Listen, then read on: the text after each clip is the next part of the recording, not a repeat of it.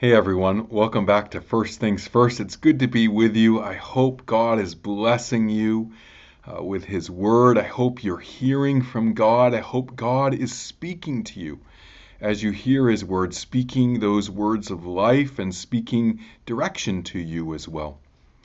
Today's reading, we're going to be reading the second half of Mark 4, starting with verse 21, going all the way to the end in verse 41.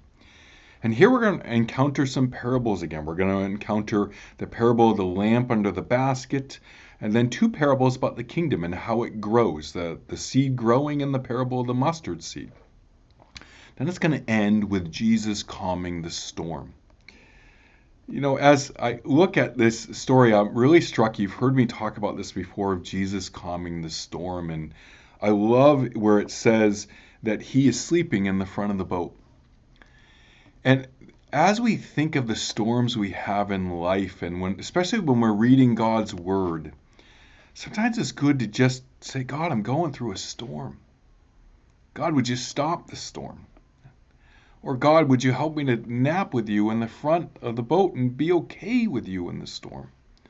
But it's many times in my life where would have been with God in His Word in the morning, and I've encountered Him and I've shared with Him my thoughts as I'm reading the story.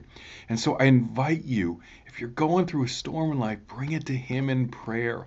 Say, God, I'm going through this. Would you make it still? Would you bring peace to my life? Because God has a way of bringing out what's going on in your life through His Spirit.